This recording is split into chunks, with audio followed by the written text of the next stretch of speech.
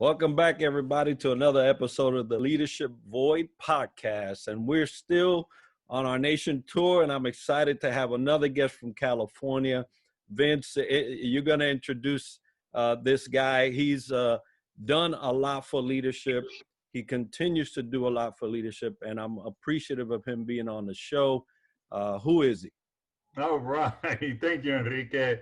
Folks out there, we have from the Golden State of California, Clint Camac. He's the president of the Leadership Development Network.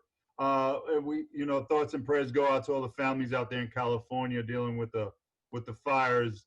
But first and foremost, we're grateful to have you. So, Clint, tell us a little bit about yourself. Well, first of all, Vincent and Enrique, thank you for inviting me to be on your podcast. It truly is a great honor, and I've been excited about this opportunity as we've been leading up to it. So as you've already said, my name is Clint Camac. I am the president and owner of the Leadership Development Network. I live in Sacramento, California. I'm not from Sacramento originally. I was born and raised on the East Coast in a small town called Newark in the state of Delaware. And normally, I have to explain a few things about Delaware because a lot of people don't know much about it. The first question is it a state? I mean, through my whole life, I've had to explain everything about Delaware. But right now, with the presidential election going on, and one of the candidates from Delaware is getting a lot of attention. I'm just not used to that. But I'm from Delaware, and at the age of 18, after graduating high school, I joined the Air Force. And I joined the Air Force because my parents had encouraged me to do so. I wasn't a good student. I really wasn't going anywhere. I wasn't ready for college. I was, working in a small pizza shop, making pizzas and cheesesteaks, and they saw potential in me, and they thought the military and the Air Force would be a good option. So joined the Air Force, thought for sure I'd do 4 years, and then come back home and, live out the rest of my life. But lo and behold, 4 turned into 8 to 12. And before I knew it, 27 years in, lived all over the world, did a variety of different jobs, served in a variety of leadership positions from first line supervisor to mid-level manager to senior enlisted leader. And along that path, I had an opportunity to be the commandant of a leadership school. And that's really where I learned about education and more about leadership and a lot about leadership development. And I was able to carry that information through the remainder of my military career, serving in senior enlisted positions and some strategic advisor positions, which I hope created some value.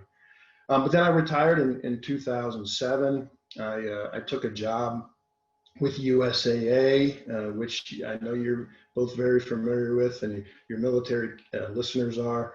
But I didn't work in San Antonio, which is where most of the USAA employees work. I was part of their military affairs team, which was their outreach team. And so I was assigned New England as an area to cover, and I moved to New Hampshire. And for 5 years, I was a military affairs rep with USAA. And what a great company to work for. Talk about the impact that leadership has in an organization and how an organization can thrive based on the philosophy of taking care of your people. So anyway, after 5 years, I got a phone call from a mentor who happened to be the one who started and is the founder of the Leadership Development Network.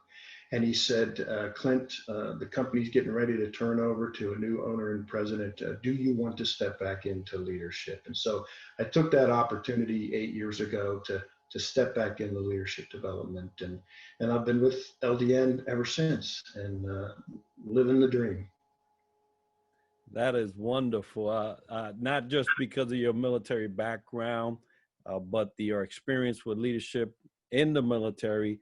And I have a friend that did USAA military rep. He's actually doing it in Hawaii. So I know how good that position is and how great of an impact it has. So you go from the military and you step back into leadership. So tell us a little bit more about the Leadership Development Network. Yeah, even though I've been with it only for 8 years, I feel like I've been with it since it was founded, since it was one of my mentors who created it. But it was, it's now 23 years. We celebrated the anniversary just recently. What do? We help organizations across the nation um, meet their goals and objectives, whatever those goals and objectives are. And how do we do that? We primarily focus on helping them create a culture of fully engaged, values-based employees who every day are trying to do their best and trying to create extraordinary results.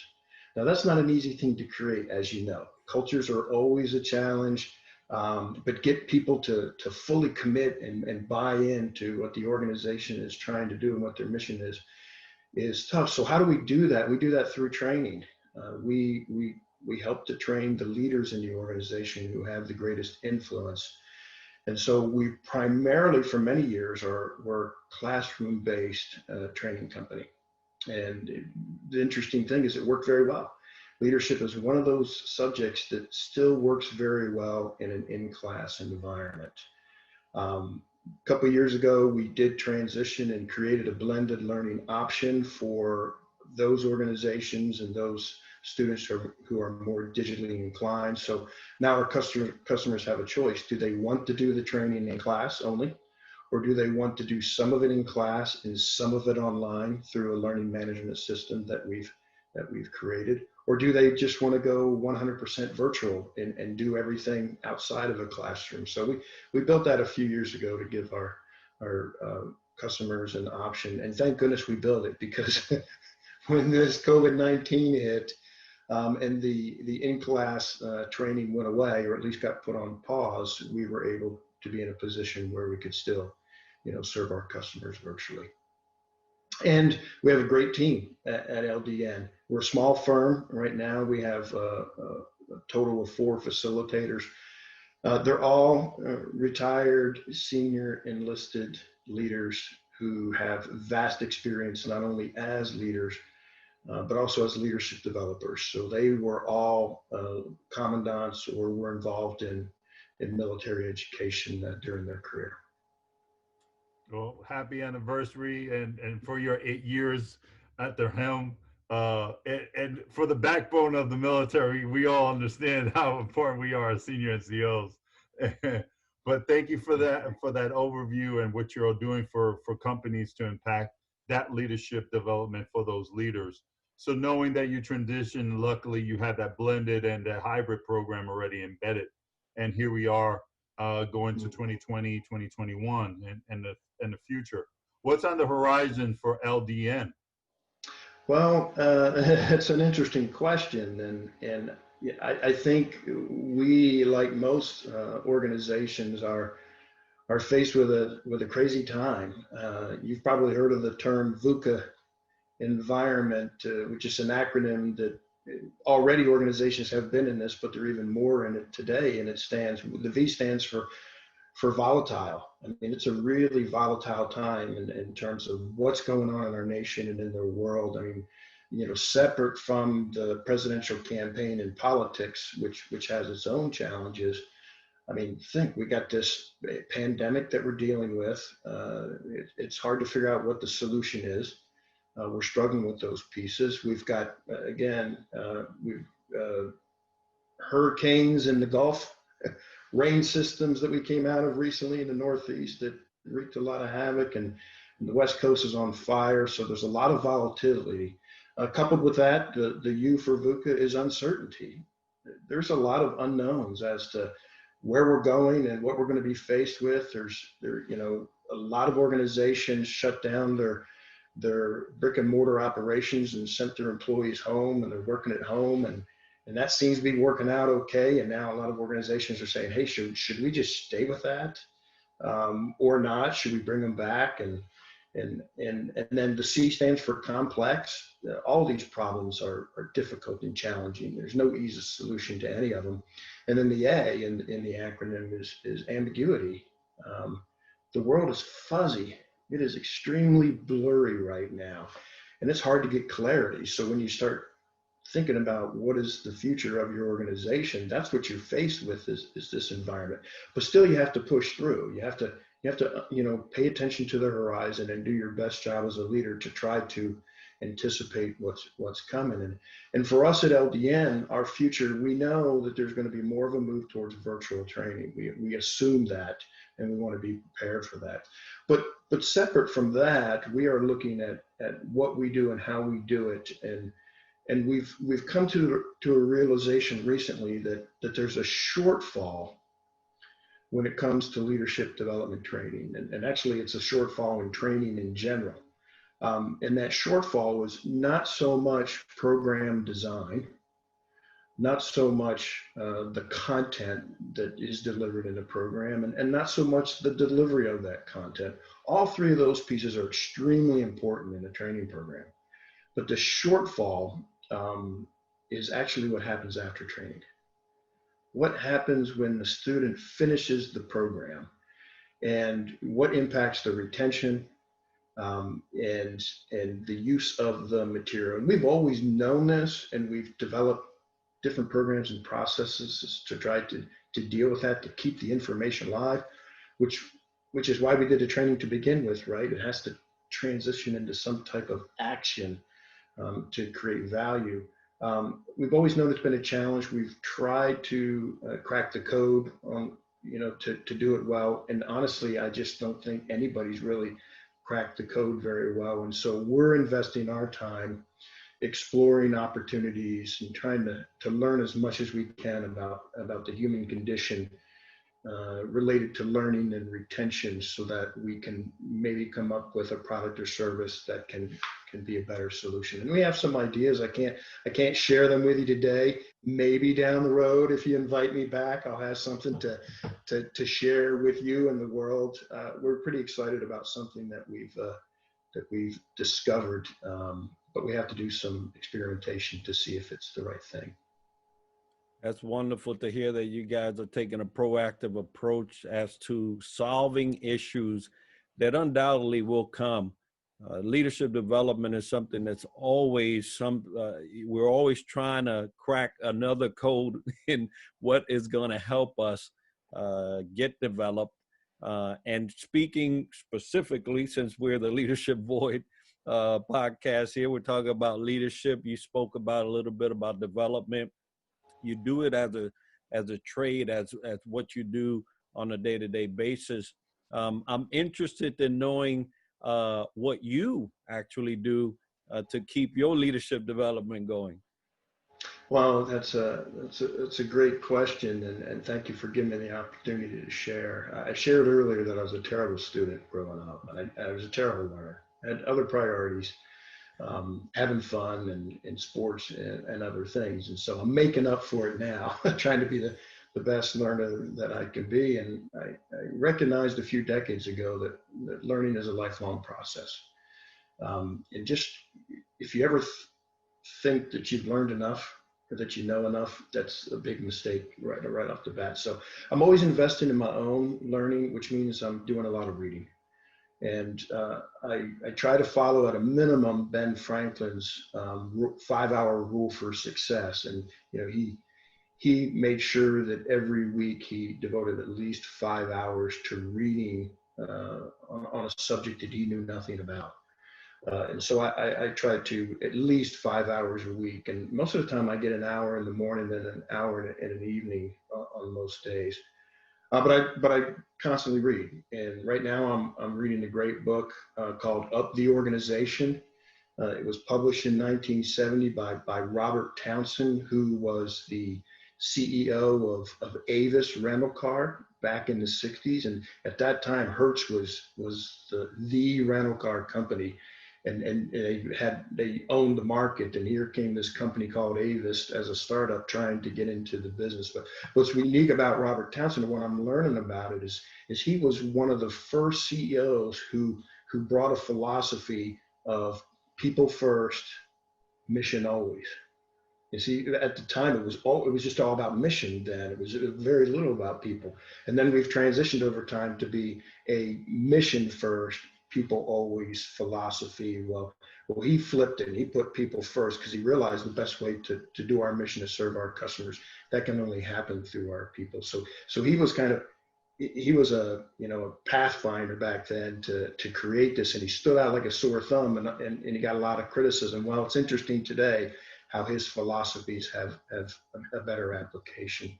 And I'm also reading a book called The Lean Startup by Eric Ries, and since we are looking at the future and trying to see where we can create value in the area of after training, as we look at products and services, we want to take a lean approach to the creation. We want to be smart on the way that we do that. And Eric's book has given me great insight on how to do that, hopefully successfully.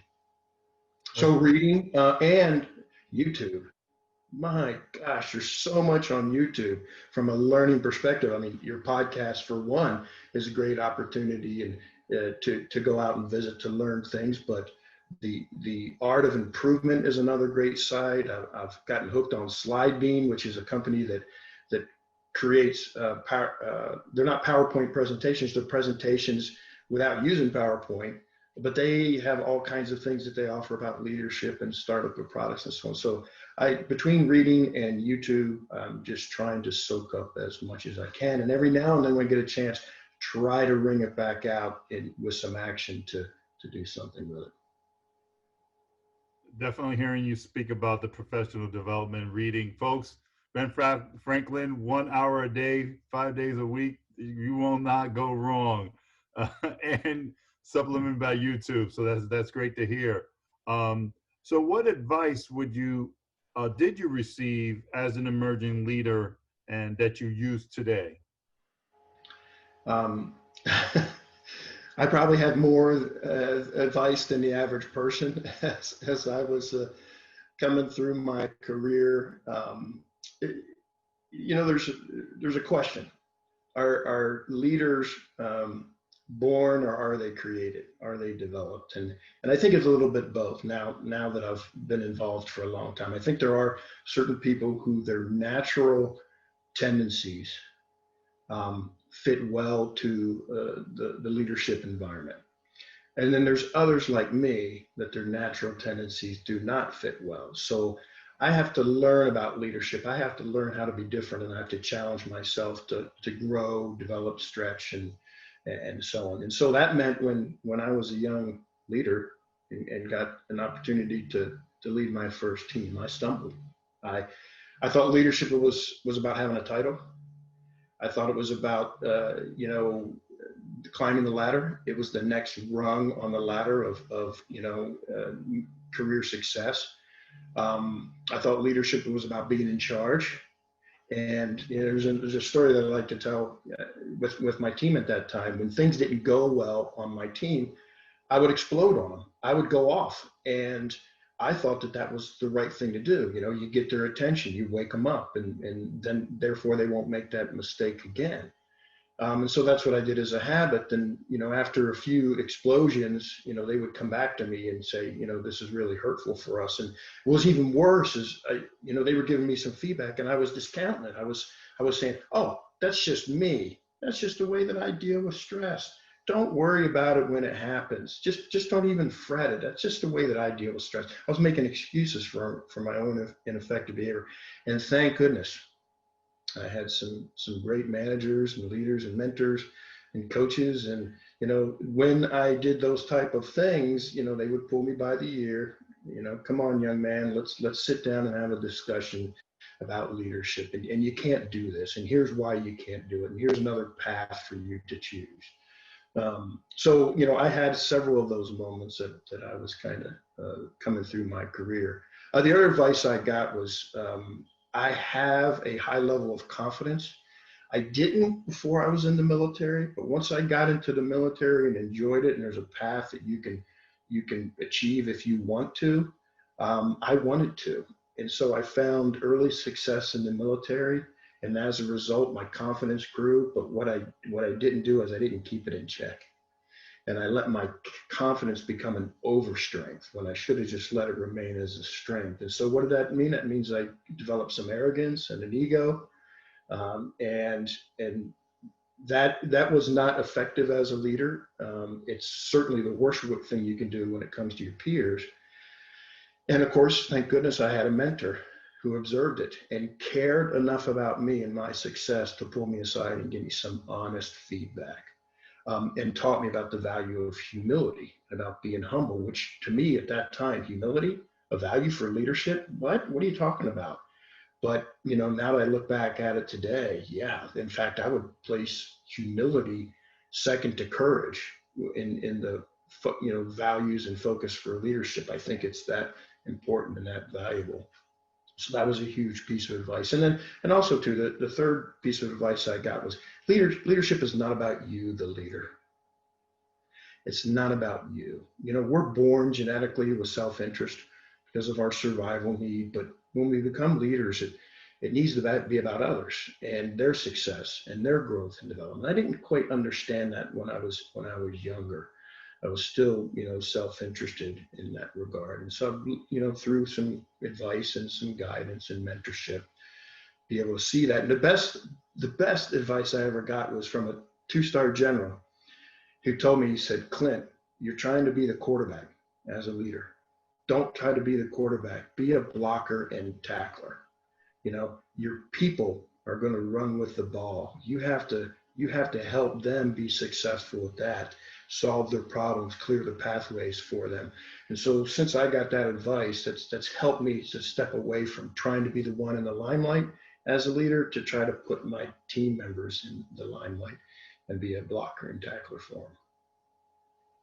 That's amazing. It seems like you undoubtedly overcame a lot of challenges and you learned through the mentorship and the advice of many.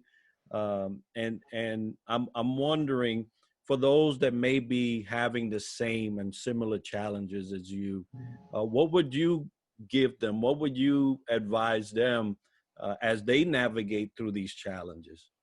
No, that's a good question. I think that the primary focus for any leader coming up today is to hub themselves and ground themselves in the concept of values. Values are the strong, personal, passionate beliefs that we have about things in life. And because we have those passionate, strong beliefs about them, we will use them and as a guide for our behavior and for our action. And we all have a personal value set. The question is, do we have the right set that leads to good, effective leadership? And so learn about values, learn about the role that they play in your life, learn about how important they are to your behavior and how important your behavior is to your leadership effectiveness. And visit your values and learn about values that are good for leadership. And if there's a misconnect, there's an opportunity, because you'll gain awareness. And if you do some really good self-reflection, you'll gain acceptance, maybe, that I have these values and they don't fit well to leadership. And only through awareness and acceptance do I think a person can go on with action.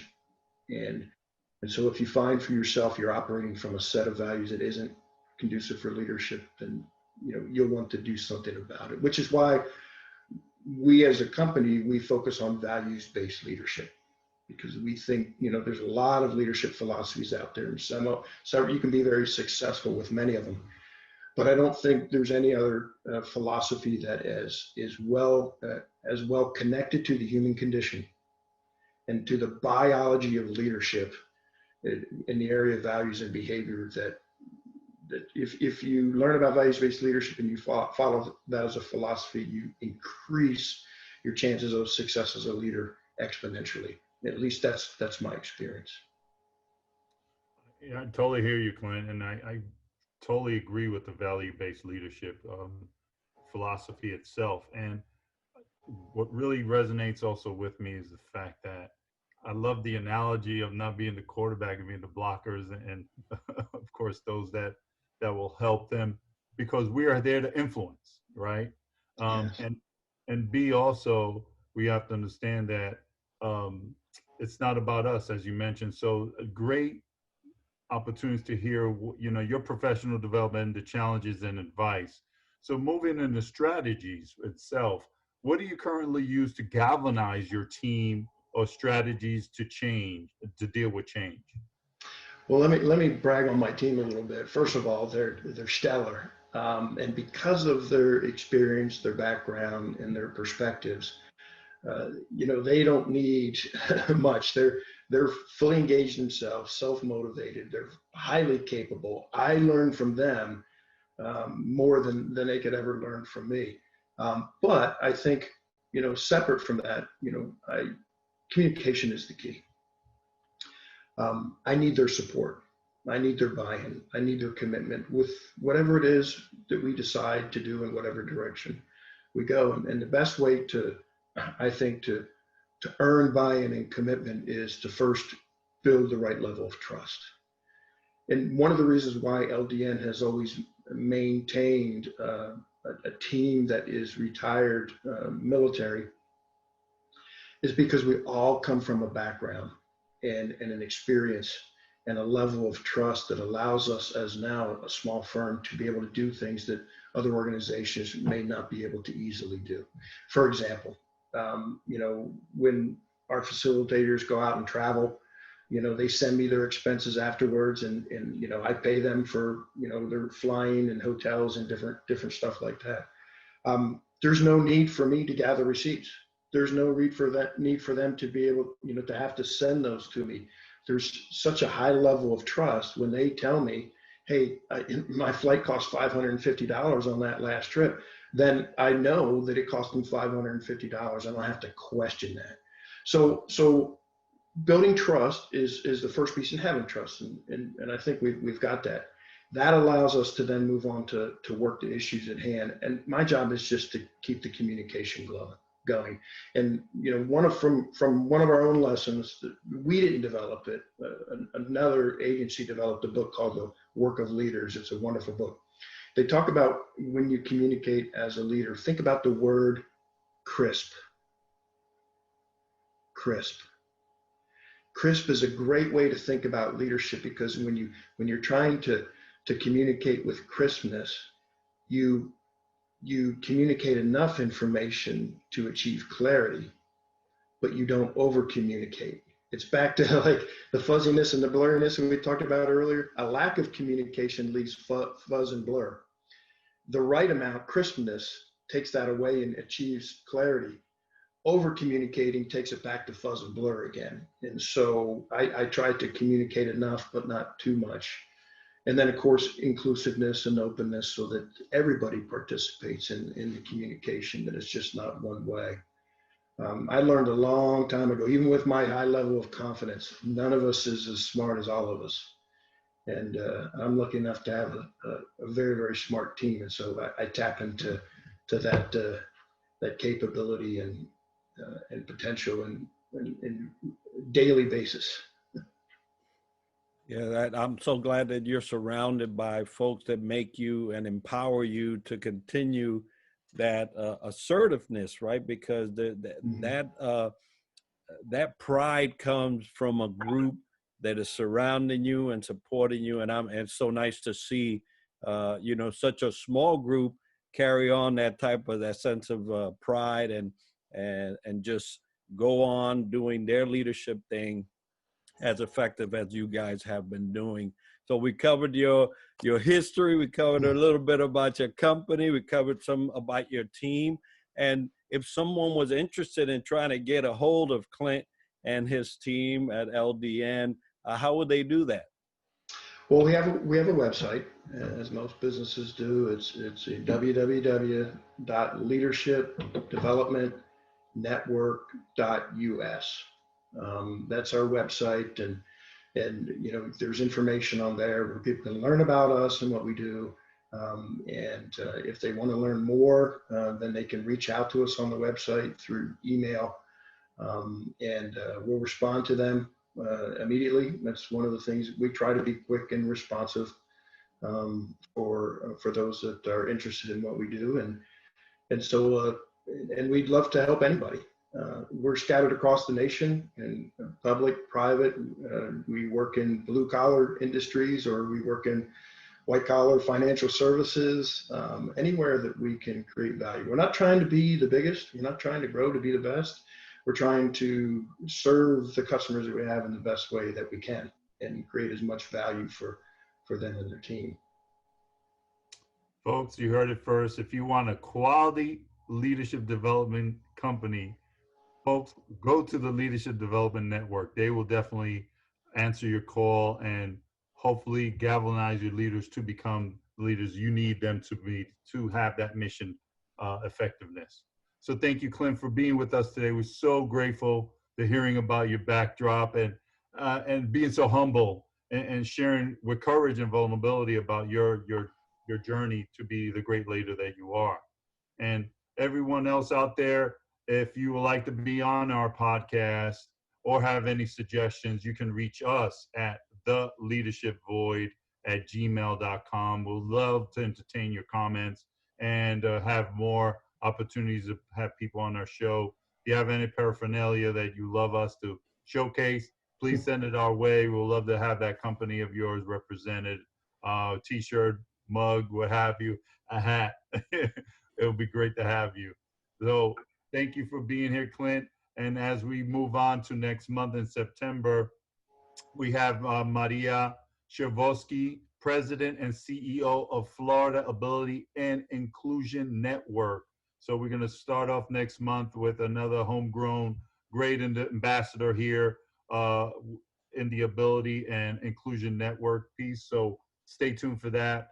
Enrique.